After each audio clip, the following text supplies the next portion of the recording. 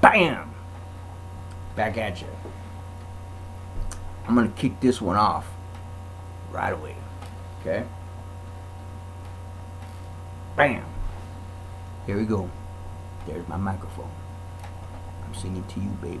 You know why? Because I love you. This one is for you. Since you've been away, girl, I ain't got no plans, no, no. And the sound of the rain against my window pane slowly drive me insane, girl. I'm going down, I'm going down, baby. My whole world's upside down. Sleep don't come easy, girl, please believe me. Since you've been gone, everything's going wrong. Why'd you have to say goodbye? Look what you've done to me. I can't stop these tears falling from my eyes. Oh baby, I'm going down, I'm going down, baby. My whole world's upside down, going down. You ain't around, baby. Why'd you have to say goodbye? Bam!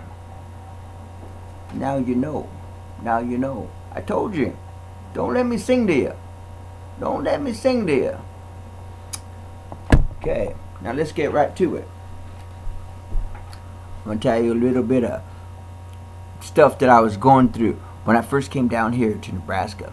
When I first came down here to Nebraska, I didn't have nothing. I was scared. I had to get out of LA. I was moving too fast. I was moving, bang, I'm behind the wheel. I was doing some things, stupid things, okay? So I knew I had to get out of town, and I had to get far out of town, and I did. I left on 5 years probation, you know what I mean? Right now, if you look, you know, every time they pull me over and mess with me, bam, you know what I mean? They got me hemmed up because I still got a warrant. Just reading, in California, years ago, long time ago, but that warrant's still coming up, so they detained me for a little bit, and they found out they won't come and extradite me. They won't come and extradite me, so they won't take me back. Anyways, when I came down here, I jumped on the Greyhound bus. I had like 3 pairs of Levi's, some, you know, the little necessities that I needed, and 3 Bud Lights. Got on the back of the bus. There's a bunch of kids my age, and we were all going through the same thing, going different places, just getting away from wherever it was we were from. Whatever problems we were running from, we were getting away, and we were splitting. And it was a trip. We were all about the same age, going through the same thing. So it was really neat, you know, to have, you know, I wasn't the only one going through this. And we're all on a Greyhound bus going. Okay? I got to Nebraska, Grand Island. 3 days later, my sister comes pick me up. She lived in Aurora. We go to Aurora. And I was like 19 years old. I'm full of all this fast lane. Everything was fast in California. I mean, bam, fast. You know what I mean? I come down to Nebraska. Everything's slow. You know what I mean? When stuff hits LA, when it hits New York, we get it live. By the time it hits Nebraska, it's already old news. You know what I mean? Something new's popping off. So, you know, that's just how it goes. So, you know, here I'm coming in, bam, sliding in, you know what I mean? And hit the brakes. So what the hell's going on here? Man, everything's slow. So, you know, the guys there, I was young, you know, maybe I might not have been too bad looking at the time. You know what I mean? And so I had some problems with the locals there, but you know, fighting all the time and stuff. But I was the only one that went to jail. They never busted none of these guys. They never sent them to jail, but on me, man, I was always in jail. So I got to know Hamilton County Jail pretty darn good. Okay, so here's one of my adventures in Hamilton County Jail when I busted in the jail. But they don't want to talk about this. They don't want to publicize it too much, because how can someone from the street walk into the county jail and bam, could have had my way anything I wanted if I was hooked up like that. But I wasn't. I was just having fun and got in trouble for it. So I'll tell you this is how it started. Me and my friend Dave, we were test driving this 4x. So it was a Sunday, and at that time I always had a camera, taking pictures of everything. And so we're at this farmer's field right outside of town, and we're tearing it up. We're lighting it up, test driving it. We weren't gonna buy it. We were just having fun. You know, it was a Sunday, and all of a sudden here comes Sauter. You know, sheriff. He's a sheriff, Sauter, on a Sunday, and in his little town, and he stand, man, straight up on us. And he said, "What you boys doing out here? You can't be. Follow me in town. Follow me in town. We're gonna talk about this." So we followed him in town. Well, I wasn't driving. Dave was driving. So he takes Dave and goes and interviews him, find out what's going on. So while they were doing that, we had a little buzz. We've been drinking and had a little buzz. So I just thought, I looked around, sitting, I didn't want to just sit there. I was getting bored. So, the dispatchers were over there doing their little thing. Okay. Caught them slipping. They weren't paying attention to me. So I said, "Oh, you're not going to pay attention to this?" Okay. Well, then I made my move. I snuck back to the back. And in Hamilton County Jail, you got the cages back there. 8 guys on this side, 8 guys on that side. I knew the place well. I'm a resident there. And I go back there, got a little buzz on, got my camera, and I told the guys, "Hey, I'm working on a magazine for inmate abuse." So I said, "Can I take your pictures?" And they didn't, they were just like, "Huh?" So I took the pictures anyways. Well, right there they had a little freezer, right? And they had Vandycamp, bunch of boxes of Vandycamp fish. While the bars in front, they had anchors. Every 3 feet there was an anchor, right? And there was this much room. So I thought, hey man, I can just kick them right. So I was trying to give those guys something to eat, because I know how they don't feed you very well. You get hungry. I've been there. And so I'm kicking the boxes, and every time I kicked the box under the fence, it hit one of the anchors, and it just boom. The little boxes kept exploding. So before I know it, I had fish everywhere. And then so I'm making so I cut out of there. I had a big mess everywhere. I turned around, I left. So when I left, Sauter's coming from out of one of the interview rooms, and he stops. He smiles. I take his picture. He didn't say nothing to me. He didn't say nothing. He didn't wonder or ask why I'm coming from this way. There, what the heck are you doing back there? He didn't say nothing. We left. About a week or so later, I get a letter in the mail saying I had to go to court for criminal mischief, trespassing, something like that. At the time, it was Judge Evans, and he was the judge. Leland Jones was the district attorney, and he didn't like me. Leland Jones, me and him didn't see eye to eye on things. He was the district attorney, and so we bumped heads a lot. Anyways, so I get up there. The judge looks at me. He said, "Mr. Castro," he said, "tell me one thing. What the hell were you thinking?" I said, "Your Honor," I said, "you put me in jail a lot of times. And I get hungry back there. We get hungry back there. So I went back there and I tried to give the guys something to eat." Well, they didn't want to talk about this too much. They just wanted to kind of discard it, go, hide it. Because if the word got out what happened, there'd be a lot of explaining to do. People don't just come off the street and walk back where the prisoners are, like I did. So it says, this is what I'm going to do.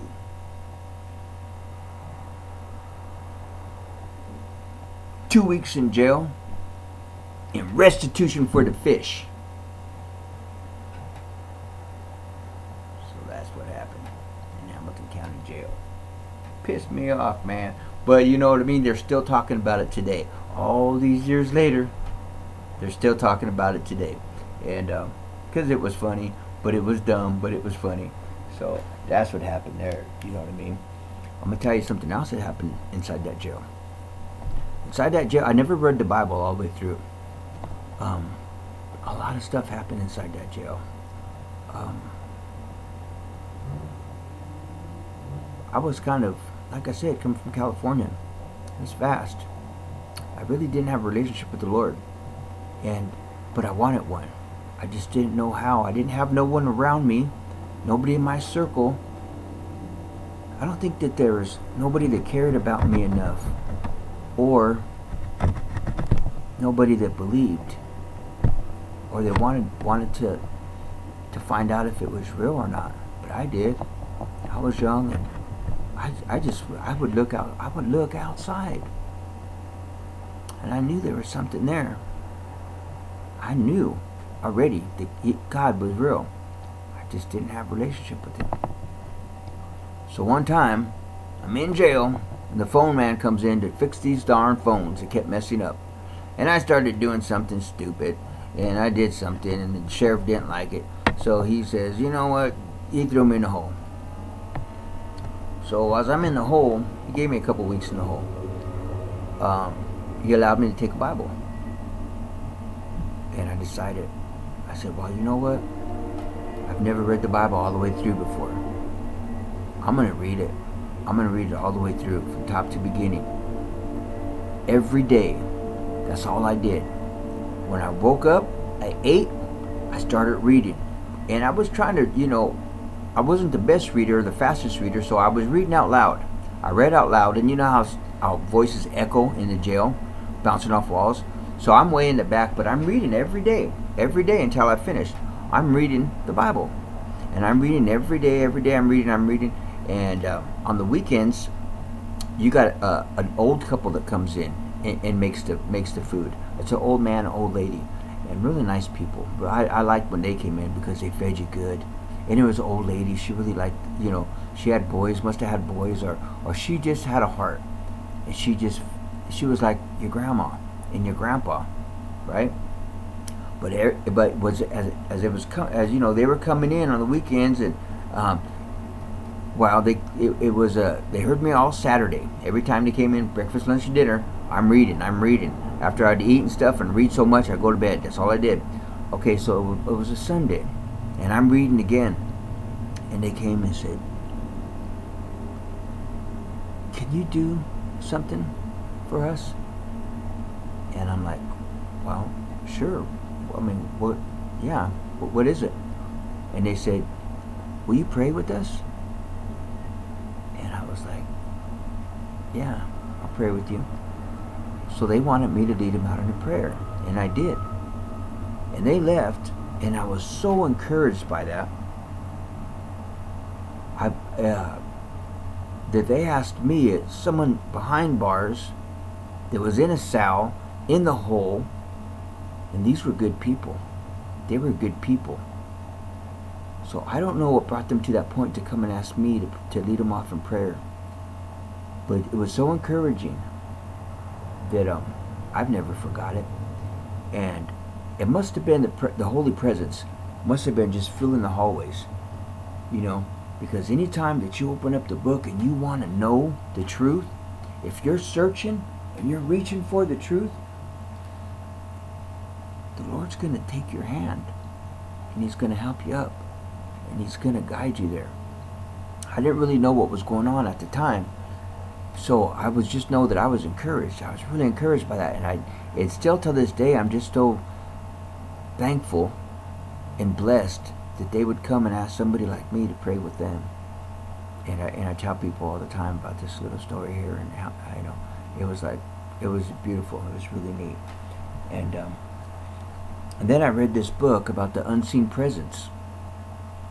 Now, if you look up this book, it's a small book, and it has something to do with Nebraska. I believe somewhere in that book. But the book was encouraging, very encouraging. I needed it at the time. It was a small book. I'm afraid of big books. And I read the book, and it was about the unseen presence, and it was just a really encouraging, uplifting book. And so I'm rolling now. I'm rolling. I'm starting to get into, finding the truth, looking into the Lord, and stuff like that. And things are really happening. Things are really happening.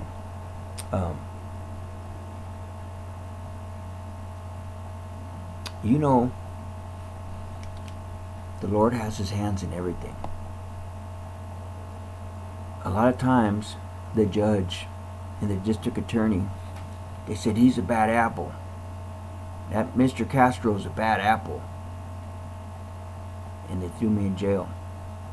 But while I was there, the Lord said, okay, you think he's a bad apple? They put me in jail. While I was in jail, the Lord polished me up. He polished me up, made me healthy again, started thinking right. And when they released me, I was a good apple. So the Lord, He might take something bad, and He'll turn it into something good. if you allow him. But if he wants to, he's going to do it anyways. But in my case, I'm stubborn. I have to get kicked in the head. I have to, I got to be flattened out. I mean, all this stuff has to happen before I pay attention. You know what I mean? Because I tend to have an attitude like, if it doesn't interest me, or if it don't make sense, if I don't think it's right, I'm not going to pay too much attention. But I was paying attention then, and I knew that the Lord's hand was in it, but I couldn't. He was thinking his way, I was thinking my human way, and I couldn't figure it out. But the Lord his hands were in it. And by the time he got done and I look back at it, I'm like, wow, his ways are higher than ours. I started Bible study there. And every time that somebody came there to Hamilton County, inside there I was. And and I was arrested. I was doing time, but the Lord was working. He started planting that seed in me. So I would have Bible studies. If you came to my side, we were having Bible study. Okay? And so every time a new guy would come in, we'd say the sinner's prayer. The sinner's prayer. That's when we had our first exorcism. Before I even know what was happening, this one kid come in. And so I said, just like I do every new guy that joins us, me and a couple other guys, that were just having Bible study every night. Well, this new kid comes in. He came in from Hastings. And he was young. And I said, okay, well, you have to do the sinner's prayer. And he really didn't want it, but we kind of like, that's what the thing we was doing on our side. We was doing Bible study at night. And so he started trying to say the sinner's prayer. And this guy was changing. He was like shape-shifting. And he was trying to talk, and he couldn't talk, and and he starts crying. He starts crying because Satan had him. He had all these demons inside of him. I didn't know that at the time. Okay, so all this time, now we're having an exorcism, and I'm looking at the other two dudes. They're looking at me. We're looking at this guy, and he's crying and he's screaming.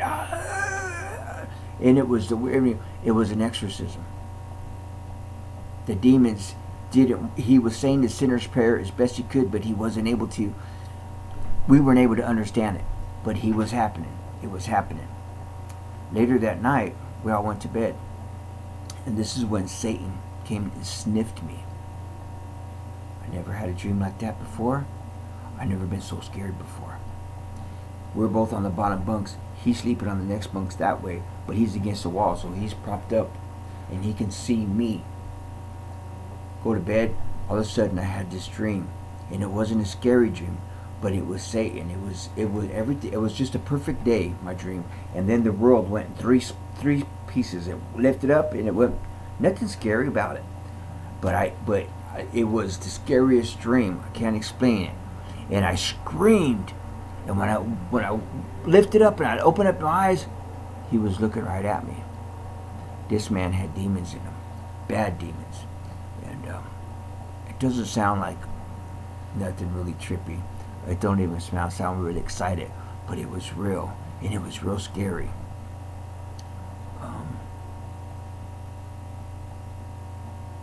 It was one of the scariest things.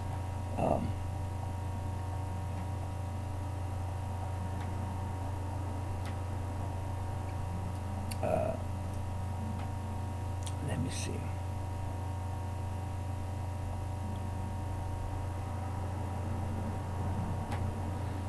Sorry, I was just.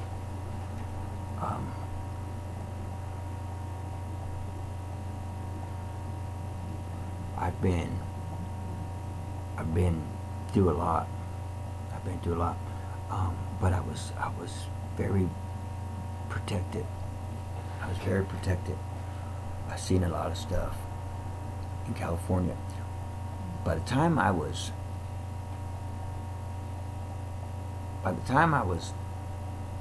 19 years old, I did so much stuff you know, in California, by the time I was 19, and I've been here in Nebraska a bunch of years. I haven't come close to doing as much stuff as I did in California. It's fast. It's fast. It's scary. Death is all around you. Satan is all around you. California is bad right now. California, when I was a kid, it was kind of all right. But by the time I was a teenager, everything was upside down. 13, 14, 15, 16, 17, 18. In those years, man, I could tell you some stuff, man, and it's just heartbreaking. Because now, the people there are like, the places that were cool, they're infested. They're infested. And that's why the calamities are happening. Earthquakes over there. I was in LA County Jail on the old side. And it was and this big earthquake came. And this earthquake just started shaking the building, and all the COs in the old side, there's a bubble that goes straight down. They just walk in a bubble. And these guys were taking off. And all I could think was, this building's going to fall on me. But it never did, because those buildings are designed for earthquakes. You know what I mean? They're designed for earthquakes and stuff like that. And it was, I don't know if you've ever been in an earthquake, but they're real scary. Real scary.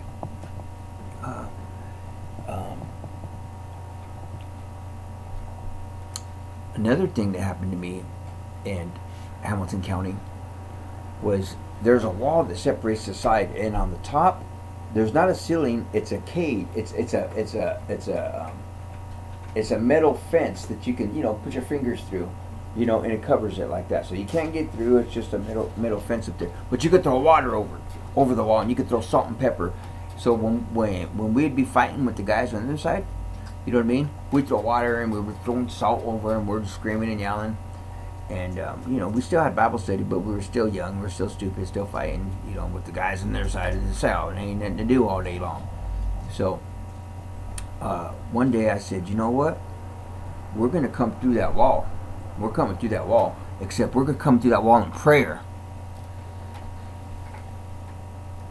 If you go to the end of each cell, there's a little doorway that opens up to let you out. Well, you can see each other.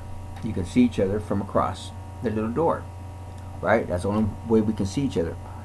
And so we started, and every night we had a prayer circle, right? In our side we had a prayer circle. So we'd pray right there, and we'd invite them to pray, okay? And one time, one of the guys joined us. So he's on his side, he stood there, and he bows his head. We had a prayer. And I was there for 4 months. And for the 4 months, one at a time, those guys came over. And we're fighting with them and all this, one at a time. So next thing I know, there's 2, there's 3, there's 4, there's 5. Before you know it, all of them were on their side, and all of us were on our side, and we're all praying together. It took a while because they were stubborn. They didn't believe. But it was the Lord. It wasn't nothing that we were doing.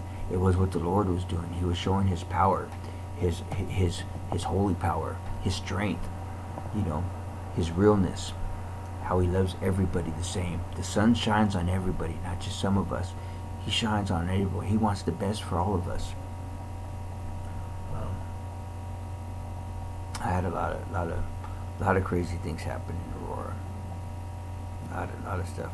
Hamilton County Jail. I thought I was in Disneyland. I really was. I had a job. I was going to buy my first house there. Everything was just coming. I was spinning because in LA, I wasn't doing that. I was just getting high. You know what I mean? I left all the drugs behind, but I started drinking. 19, 20 years old, I started drinking, and it was a big problem. That was a big problem, and it led to a lot of DWIs and a lot of stuff like that. And now all that stuff, all that problems I got into in Aurora, I got out of there. Went to Central City, then I went to Hall County, Grand Island. Now, in Grand Island, I was in jail, and it come over me one day that these people, these other inmates, I knew everybody in Grand Island, right? So you got all the homies there. You got some Peckerwoods. You know what I mean? You got some of the Oceans there. You know what I mean? You got, and I knew all, the homies, and the East Side locals, they call themselves. You know what I mean? It's a little itty bitty gang. And they kind of did things wrong because they were in their own backyard. The park that was there, they destroyed the park. There were glass bottles and everywhere. It was just a big mess. They were nothing but kids acting stupid. There wasn't, there was nothing there. It was just a bunch they acted like them. Anyways, but I knew them. And I knew everybody. And I'll tell you what, there's a lot of crazy white boys. There's a lot of down white boys over there, So I knew all these guys there. And, but one time I got embarrassed. To share the word of the Lord one time. And when I went back to my cell, I was thinking, I said, man, what kind of coward am I? I believe in the Lord. I love the Lord. The Lord's been there all the time for me. And here I'm embarrassed to share what I believe in. So the next day, I went out to the yard. Okay? And all these guys are there. I went in the middle. I went right in the middle. And I closed my eyes. And I was big at that time. You could put your whole hand in my chest and barely see the rest. I would do push-ups all the time. I had a big old chest. I was a pretty big dude. But that wasn't the deal. The deal was I was small inside. My faith was, it wasn't my faith.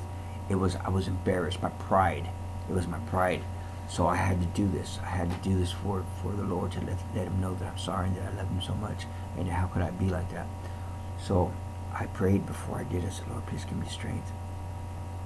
And I went out there to the middle, and I reached out my arms like this, and I said,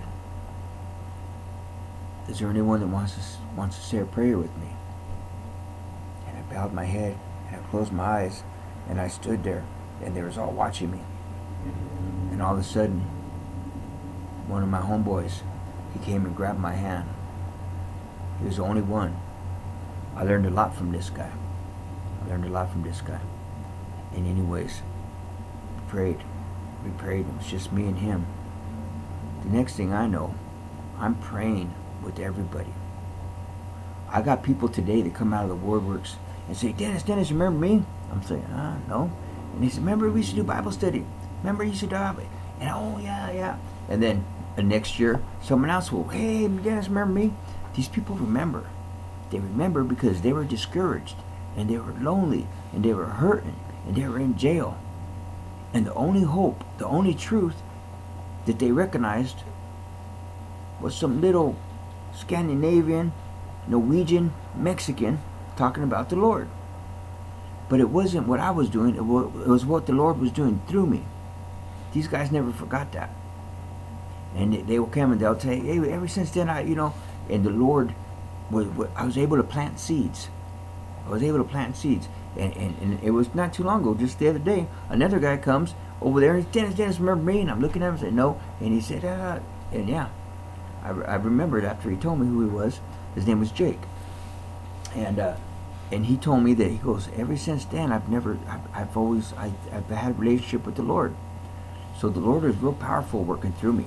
And I started giving Bible study lessons. I'd go down and give Bible study lessons. That's what I did. I'd go back to my cell, and I'd stay up all night, get my lesson, or my message for the next day.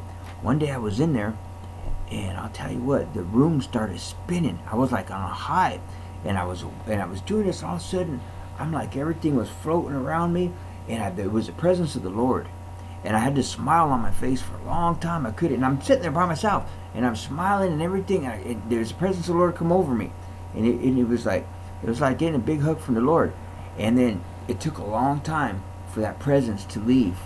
I couldn't go to sleep. I was on a high, and I was just getting, and it was the most beautiful thing. It was the neatest thing.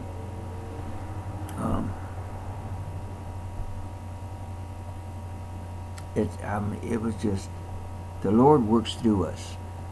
Even if you don't think He does or He doesn't, He does. Let Him. Let Him work through you and watch the people. Because when you hear the truth, you know, when I'm around, I hear a bunch of junk talk. I hear just this stupid talking everywhere. Just a bunch of dumb stuff, right? And but when I hear the truth, it's like my neck breaks because I don't hear the truth being talked very much. So when I hear it, I'm like, I turn around, I turn like, where's that coming from? You know what I mean? So it's rare. It's rare when you hear the truth. You hear a bunch of junk, a bunch of BS. You know. So when you hear the truth, you know you're drawn to it. I am, at least. And I have a bunch of stories from Grand Island. Bunch of stories bunch of stuff that the Lord's done in my life in jail. So I always hear people, oh, you always find the Lord in jail. You always find the Lord in jail. You know what? You're right. Because the Lord said He didn't come to save the healthy and the rich. He came to save the meek, the trodden, the ones that are stepped on, the people that are lonely and hurting, the ones that are the misfits. Those are the ones He's coming for. You and me. People like us. Okay? He didn't come to the guys that think, oh yeah, look at me, I got all this money, and look what I've done, and look at I. Giving no. They didn't give it. Oh, look at the Lord's done in my life. The Lord has blessed me with this beautiful job. He's blessed me with this house. The Lord, they didn't give the Lord credit for nothing. They've taken the credit like if they really did it. You know what I mean? They've taken all the credit and they didn't give none to the Lord. The Lord's blessed you. The Lord's done this. But since you're not recognizing where all your blessings are coming from, and since you're using your money in the wrong way, and since everything about you is serving money, and you forget about the Lord because He's not in the picture, you'll have to pay for that. You'll have to pay for taking the credit and not even acknowledging the Lord in your life. We do. We really do.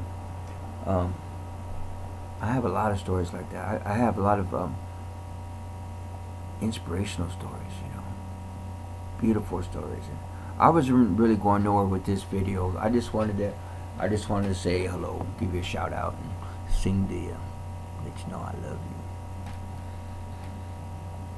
Bam! Just like that. And I told you the other day on one of my videos back there, I got haters.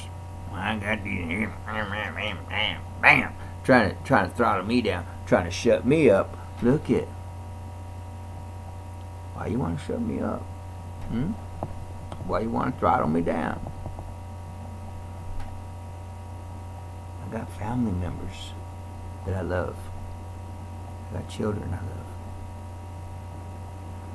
I got people that I'm concerned about. I'm concerned about, really. And it bothers me. It bothers me because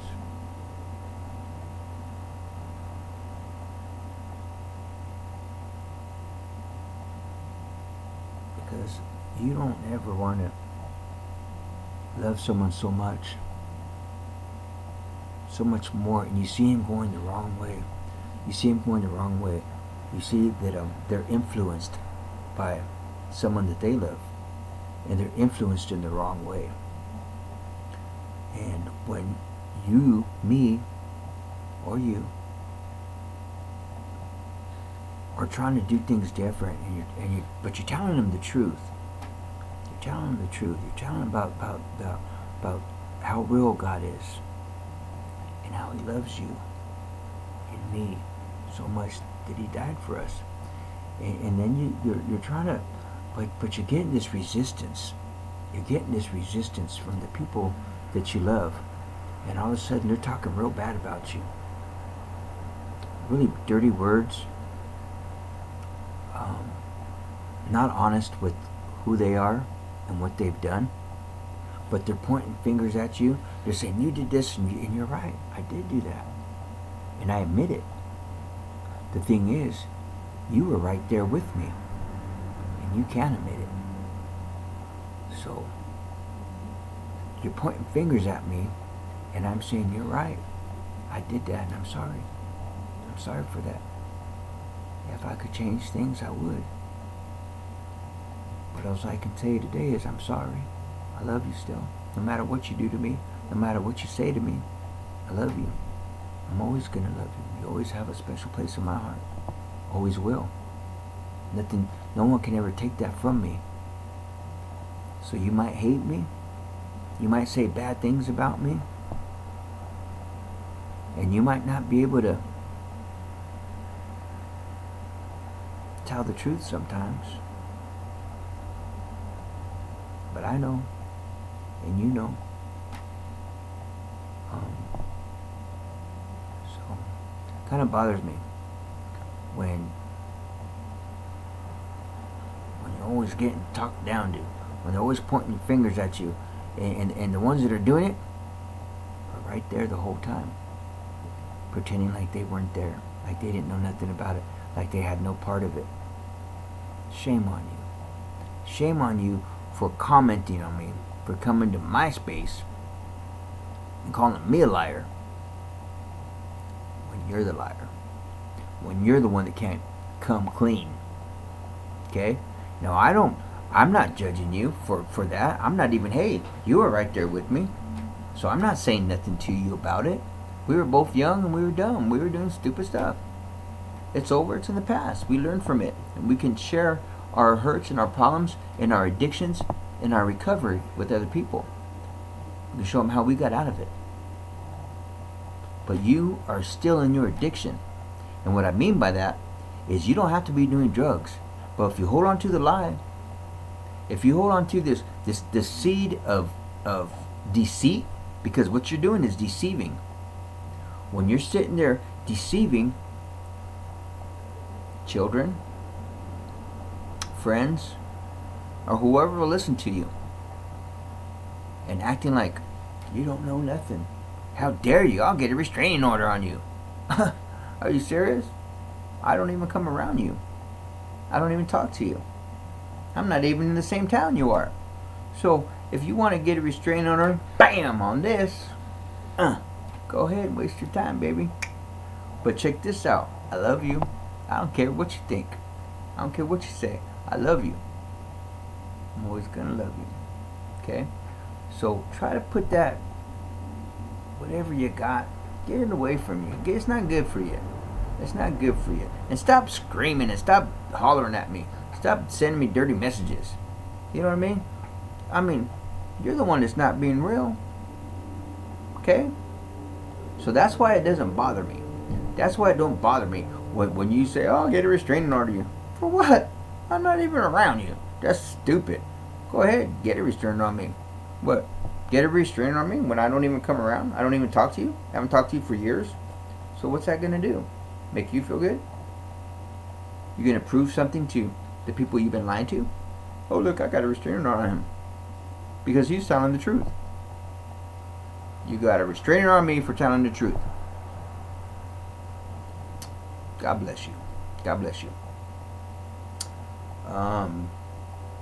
With that said, I'm just going to go ahead and close for now because I just made some stew. But it's not really stew, it's just hamburger meat. And I got a hold of a bunch of vegetables. So I cut up all the vegetables. And they're cooking right now. It smells good. And it's not that I'm hungry, but if I put some of that like hot sauce on it, you know what I mean? Boy, I can eat that stuff all day. I got that from my mom. My mom likes vegetables. She loves vegetables. So I love cutting vegetables up. Sometimes I feel bad when I eat meat, especially pork. If I big pieces of pork, like fat pieces of pork. Huh? You ever ate a bunch of pork and it feels like you're eating human? Well, I've never ate human, but something is like, it's like, man, what the heck am I eating? You know what I'm saying? Don't eat that stuff. Because it makes me feel like we shouldn't be eating meat. And you know, the vegans and the people who don't eat meat, there's a lot of good stuff to eat out there. I remember when I was in prison here at NSP, these people from the college came and they were like doing health classes and how to eat healthy and stuff like that. And they came in and they were teaching us how to eat healthy. So they came in and they gave us all a plate of fruits and nuts and stuff like that. And I ate that, and I was satisfied. My hunger was gone, and I could feel how healthy it was. I could feel it was really healthy. It was really healthy, and I really liked it. I really liked the idea of not eating meat. So there's a lot of things but I still eat meat, but sometimes I feel like I shouldn't be eating that meat. I'm not joking. I mean, I do. I feel like something's wrong. I shouldn't be eating meat, but I do. I mean, who don't like a nice big greasy hamburger or pepperoni? I love a greasy. If I'm eating a pizza and it ain't all over me, then it ain't good. That's gotta be all over me. That's a good pizza. That's a good pizza. Anyways, so I don't even know where I'm going now. I'm just rattling on now. So I better get out of here because I gotta get something to eat, and I'm gonna go to this new church. I think it's called Abundant Life or something like that here in Grand Island. I was going to Third City Church, and it's a pretty cool church. I like it. But I'm gonna go check out this other church tomorrow with my friend Wendy, and so we're gonna go check out this church tomorrow. I need it. I need to fill up. I need to refill. You know, I need that. I need to stay looking up. You know, I gotta stay in touch. So that's what I'm gonna do. Thank you for allowing me into your home again, and Merry Christmas. Have a good evening, and the Lord's real. The Lord's real. Really does love us. So, anyways, if you got any more requests, bam, for this, and I like I said, don't let me sing to you. Don't let me sing to you. It's over then. You know, if I start singing, it's all over. So one thing I'm gonna tell you: don't fall in love. Don't fall in love. I'm telling you now. I'm warning you now. Don't do it. Don't you do it. Okay? And if I start singing, look away. Plug your ears.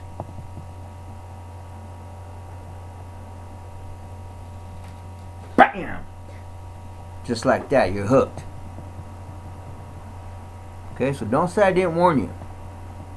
Okay, don't say I didn't warn you. Until next time, keep it real. Real deal. You know what I mean? It ain't gotta be all fancy and all that stuff. Just be real. Tell the truth. Tell the truth. Own up to it. Own up to it. Don't always be pointing your finger at everybody. You know, man. Own up to it. Grow up. I love you. I love you. I love you so much.